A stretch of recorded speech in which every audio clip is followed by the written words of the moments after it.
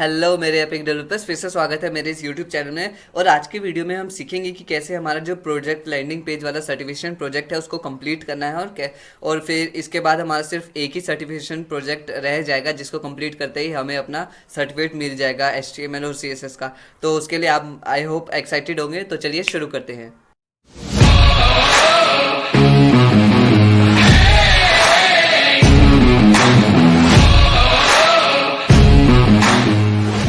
Okay, सो सबसे पहले मैं इसको क्लिक कर लेता हूँ और मैं यहाँ पे आपको स्टेप्स बता दूंगा कि कैसे कैसे करना है। मैंने वैसे प्रीव्यू बना के रखा है अपना, मेरा तो बन गया है, मैं आपको दिखा देता हूँ। सो हमें करना क्या है, ऑब्जेक्टिव क्या है, build an app that is functionally similar to this. इन्होंने एक पेज बनाया है, हमें बनाना क्या है, build a product landing page, ठीक है, जो कि फंक्शनली सिमिलर किसके होना चाहिए, इस पेज के, ठीक है। कि जैसे कि यहाँ पे हेडर आ गया है, यहाँ पे नेविगेशंस आ गई है, यहाँ पे एक फॉर्म वाला ईमेल आ गया है, फिर हेडलाइन है, जो भी यहाँ पे फीचर्स वगैरह लिखे हैं। और मतलब कि यहाँ पे एक यूट्यूब वीडियो है जो कि एम्बेड है। और फिर यहाँ पे प्राइसिंग टेबल की तरह है, और लास्ट में फुटर है, ठीक है। तो फंक्शनली सिमिलर होने का मतलब क्या है कि नेविगेशंस बार होने चाहिए, हेडर होना चाहिए, वीडियो एम्बेड होना चाहिए, प्राइसिंग टेबल ऐसे होना चाहिए और फुटर होना चाहिए, ठीक है, इस हिसाब से। तो फंक्शनली सिमिलर का ये मतलब है, और आपका पेज अलग भी हो सकता है। अब मैं अपना पेज दिखाता जो कि कैसे दिखता है। वेट, मेरा पेज जो है वो कैसे दिखता है, आपने ये देखा, ये था। अब जो मैंने पेज बनाया है वो दिखता है कुछ इस तरह का, ठीक है। सो मेन आ गया, यहाँ पे लोगो आ गई, पैरामाउंट मूवीज हेडर आ गया, फिर नेविगेशन आ गया, यहाँ पे आप देख सकते हो ये आ गया। फिर मैंने बटन भी रख दिया हुआ है, यहाँ पे कर्सर पॉइंटर करना था तो फिर ज़्यादा अच्छा होता। और फिर जैसे कि यहाँ पे वीडियो एम्बेड कर दिया है, फिर प्राइसिंग टेबल आ गया, और फिर फुटर आ गया, ठीक है। सो फंक्शनली मेरा भी सिमिलर है। अब आपको दिखाता हूँ, यहाँ पे अगर आप ज्वाइन पे क्लिक करोगे तो ये ऊपर आ गया। अगर मैं बुक में करूँगा तो स्क्रॉल होकर ये आ गया। और यहाँ पे मैंने वो स्क्रॉल स्मूथ वाला हमने किया था ना, स्क्रॉल बिहेवियर स्मूथ, वो वाला यहाँ पे मैंने अप्लाई किया है, तभी यहाँ पे ये इजीली स्मूथली हो रहा है स्क्रॉल। तो यहाँ पे आप वीडियो एम्बेड भी है, यहाँ पे देख सकते हो बटन्स ये सब है। तो फिलहाल अभी यहाँ पे देखो ये सबमिट हो जाता है फॉर्म, यहाँ पे कहाँ पे एक्शन के लिए। तो ये मैंने बनाया है, आपने यहाँ का देख लिया, फंक्शन सिमिलर था, मैंने बस फीचर्स नहीं डाले, उतना बोला नहीं था, तो मेरे पास कंटेंट था नहीं। तो फिर मैं अब इतना सोचना तो नहीं था, क्योंकि मेरे को टेस्ट जल्दी से पास करना था और वो चीज़ें अप्लाई करनी थी जो मैंने सीखी थी। तो मैंने CSS भी वहाँ पे अप्लाई किया। मैं आपको एक बार फिर से दिखा देता हूँ।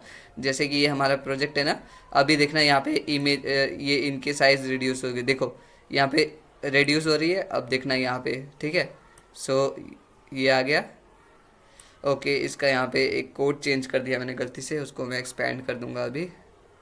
सो ये तो था हमारा कोड, हमारा एक्चुअली टेस्ट पास हो चुका है। अब यूज़र स्टोरी क्या क्या हमने गाइडलाइंस पूरी करनी है। यूज़र स्टोरी यहाँ पे कि एक प्रोडक्ट लैंडिंग पेज होना चाहिए जिसमें हेडर होना चाहिए। हेडर आप देख चुके हैं ऑलरेडी। अब मैं प्रीव्यू को भी साइड में खोल देता हूँ ताकि आपको पता चल जाए, ठीक है। सो यहाँ पे आ गया प्रीव्यू, जिसमें हेडर की आईडी होनी चाहिए, हेडर, ठीक है। अब आप you can see an image with the header element. अब आपका यहाँ पे हेडर एलिमेंट में एक इमेज होना चाहिए जिसका आईडी क्या होगी, हेडर इमेज। और with in the header element you can see navigation element corresponding ID nav bar. एक नेविगेशन मेन्यू होना चाहिए, जैसे आप देख सकते हो नेव एलिमेंट, जिसमें क्या बोलते हैं आईडी क्या होनी चाहिए, नेव बार। फिर उसके बाद यहाँ पे जो नेव एलिमेंट्स है उन सब में लिंक होना चाहिए, उसकी क्लास क्या होनी चाहिए, नेव लिंक। तो इन सब की क्लास नेव लिंक है, ठीक है। सो ये हो गया। इसके बाद आ जाता है हमारा you can C at least 3 clickable element inside the, 3 होने चाहिए कम से कम, मैंने भी 3 ही डाले हैं, ठीक है। So when you click on a dot nav link button in the navigation bar you are taken to the corresponding section to the landing page.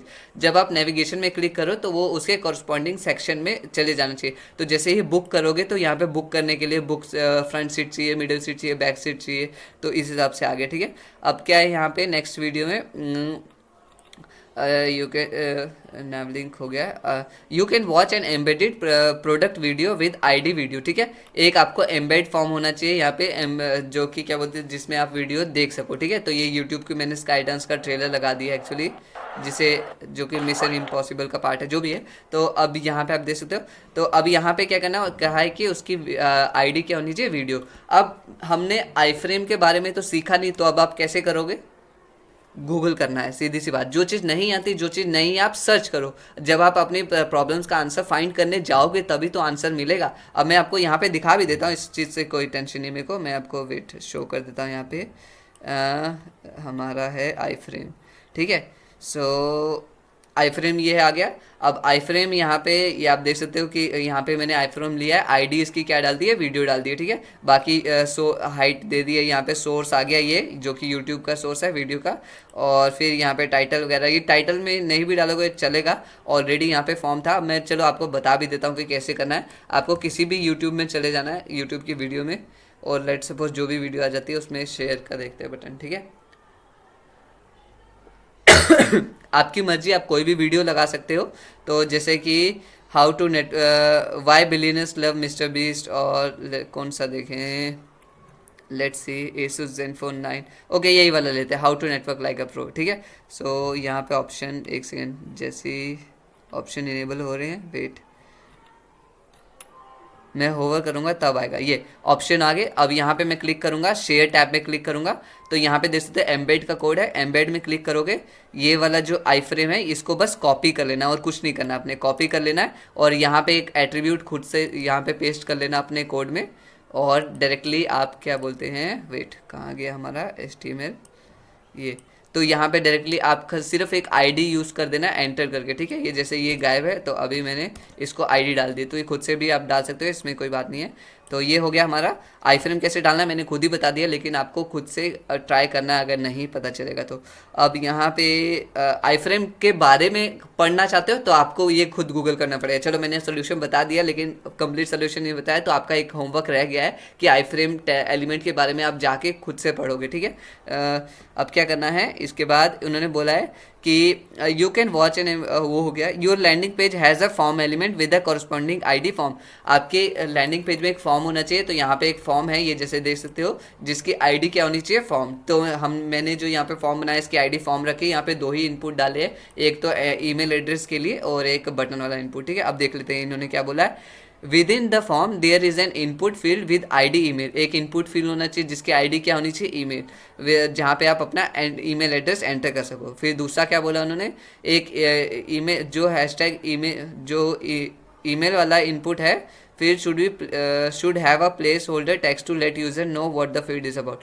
तो यहाँ पे एक प्लेस होल्डर होना चाहिए जो कि बताएगा यूज़र को कि यहाँ पे करना क्या है। तो जैसे कि आप देख सकते हो कि मेरा कर्सर यहाँ पे ब्लिंक हो रहा है, यूज़र को कह रहा है एंटर योर ईमेल एड्रेस, तो ये प्लेस होल्डर आ गया। अब यहाँ पे with in the form there is a submit input with the corresponding ID submit, इसमें एक सबमिट इनपुट होना चाहिए जिसमें आईडी क्या होनी चाहिए, सबमिट, वो भी हमने कर लिया है। अब क्या बोला है, ये जो हमारा जो ये फॉर्म है इसका जो यूआरएल कहाँ पे ये पोस्ट करेगा, कहाँ पे जाएगा, तो उसके लिए ये वाला यूआरएल यूज़ करना है। ये इस यूआरएल को कैसे करना है आपको याद होगा, तो हमने फॉर्म जब बनाया था उसी में हम एक एट्रीब्यूट यूज़ करते थे, उस एट्रीब्यूट को यूज़ करके आपने उसमें ये वैल्यू डाल देनी, ठीक है। अब क्या एट्रीब्यूट है वो तो आपको खुद से याद करना पड़ेगा, ठीक है।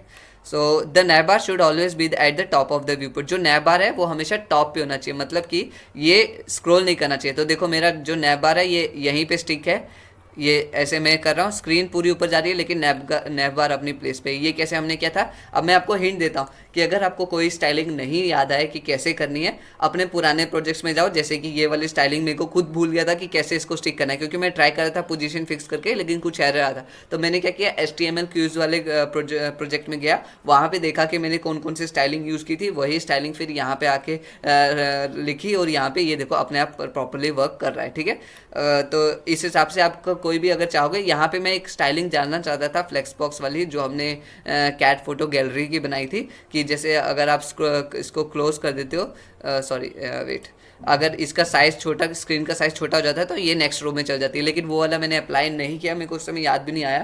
तो कोई नहीं, मैं बाद में कर लूँगा, लेकिन हमारा टेस्ट तो पास हो चुका है। और यहाँ पे क्या बोला उन्होंने, your product should have at least, कम से कम एक मीडिया क्वेरी होनी चाहिए आपके पेज में, जैसे कि मैंने स्क्रॉल वाली मीडिया क्वेरी डाल दी है। और ये product landing page should utilize CSS flexbox, और कम से कम एक जगह पे CSS का फ्लेक्स बॉक्स यूज़ होना चाहिए। मैंने 2-3 जगह पे यूज़ किया, मैंने हेडर पे यूज़ किया है और मैंने फुटर में भी यूज़ किया है, और यहाँ पे भी मैंने फ्लेक्स बॉक्स का यूज़ किया है, ठीक है, ये टिकट्स के लिए।